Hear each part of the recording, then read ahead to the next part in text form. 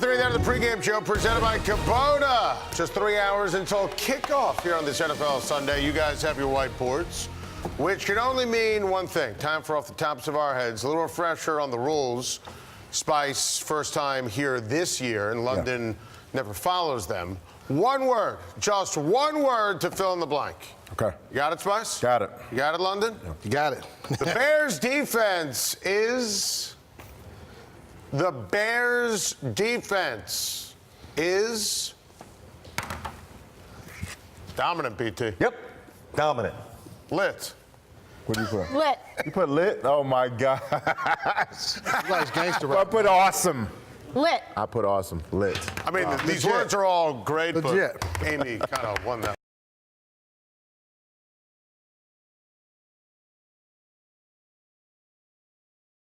The Browns have to feel good, though, about where he's at in his development. He's trending in the right direction. Without question, Rich. Boomer, what'd you see out of Dak Prescott yesterday? You know, first and foremost, I just want to say that I love Dak Prescott. I think he looks great up there with the bow tie and everything after the game. He's the face of my franchise. I can live with it, especially when he plays the way that he played yesterday.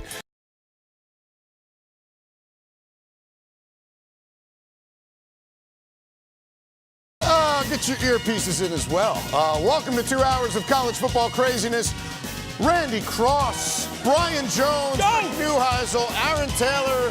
I'm Adam Zucker. No more undefeateds in the Big 12 or Pac-12. Georgia goes down. Washington and Penn State go down again. And panic at Alabama. Tua's in the tent. No. Tua's in the tent. No. He's in the tent. Oh, my His gosh. parents are going in the tent. How appropriate that we're only 2 weeks away from Halloween because they were going crazy about Tua Tagovailoa. Dare I say he had a boo-boo? What's wrong with his knee? Buy fresh water, get batteries, stock up on flashlights. The apocalypse is coming.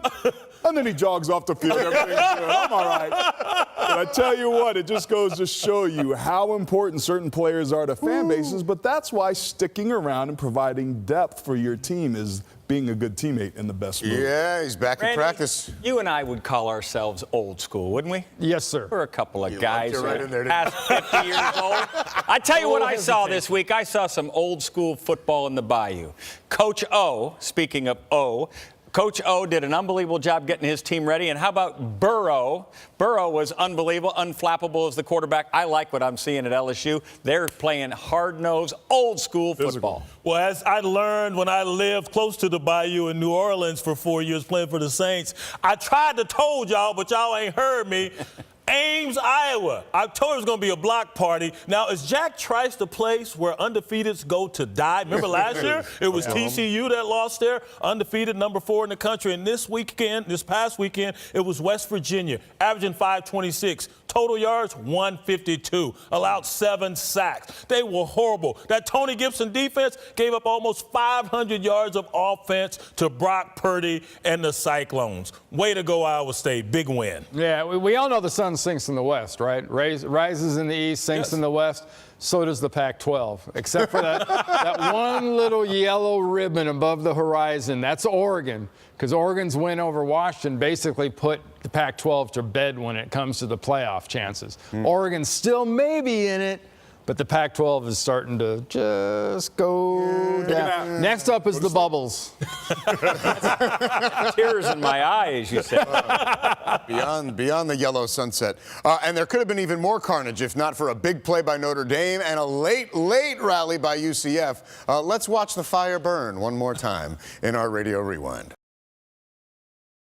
I'm going with Oklahoma. He was running sideways. Yeah. That was a rough way to go. It was crazy. But TCU, it's all about the turnovers, right? They're minus 11 this year. They're not generating any of them on defense. Only 6 takeaways they've got. This Oklahoma team is explosive offensively. One of the things I found interesting, they are 127th in total plays run, right? So they've run the least amount of plays, but they lead the country in total offense with almost 9 yards per play, 8.94 yards per play. So they don't run it much, but when they do, it's lights out, explosive. They do a better job of controlling the football. I think they get it pretty easy over the Horned Frogs. Yeah, OU on that offensive side of the ball, they're in that same lane with Alabama and Tua Tagovailoa. But you mentioned Ruffin McNeil. He's going to primarily rely on the four-man front now. Bobby Diaco is no longer a defensive analyst. He's now coaching the outside linebackers. We'll see how that gains some traction. But Sean Robinson has been the problem. 12 turnovers on the season. Young man, take care of the rock. That being said, I think TCU loses this ball game. OU has way too much offense. All right. Meantime, to the American now.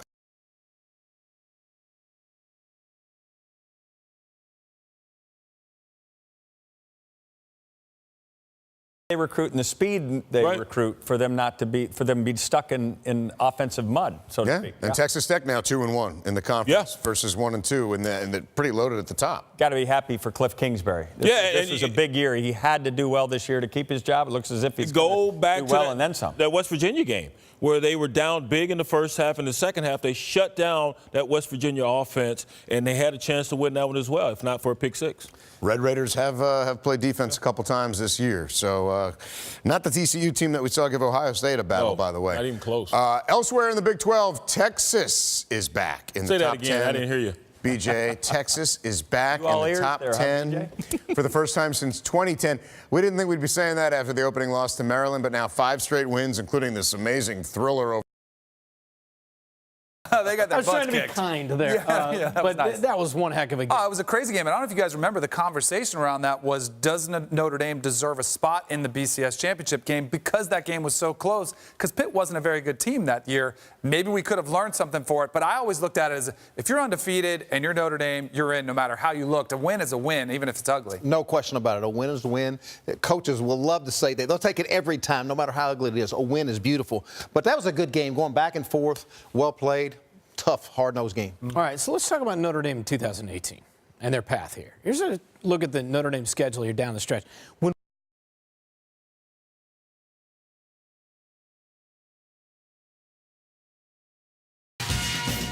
there, welcome. It's This Week in SEC Football presented by Shell Rotella. Brent Stover alongside three-time SEC Coach of the Year, Houston Nutt, 1995 ACC Player of the Year, Danny Cannell.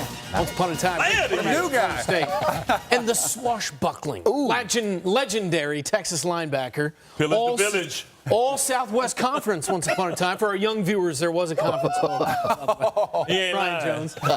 Here with you for the next hour, getting you set for Saturday's SEC slate. First, your biggest takeaway from Week 6. BJ, how about you? You're either a Gator or you're Gator bait, baby. How about those Gators and Ty Grantham and that defense right now, plus 11 in turnover margin, 17 takeaways on the season, 3 last week, 2 picks, including a pick six and a fumble. This team is playing outstanding. I was ridiculed at the beginning of the season because I said the Gators, look out for them. With all those returning players, man, they are playing lights out, and Felipe Franks is progressing as a passer. How about you, Danny? Other than BJ's a genius for making that pick before the season, I'm looking at Auburn. And you went with a high note, I'm going with a low note. Yeah. The biggest disappointment for me is the Auburn Tigers. Still felt like they were very much in the mix to get in the playoff after they beat Washington. Then they lose to LSU in that heartbreaker at home. But then the Mississippi State loss, the lack of a run game under Gus Malzahn is inexplicable.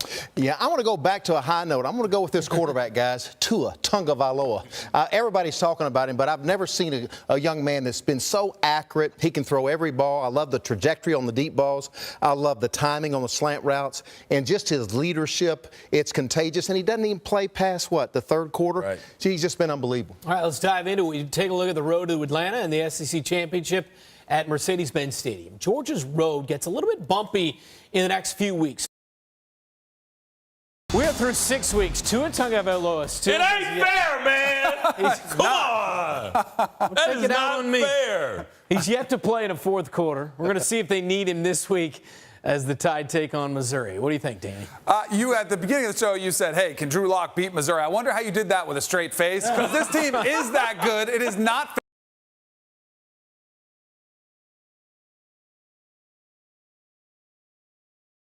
Florida. Brittany, welcome to We Need to Talk.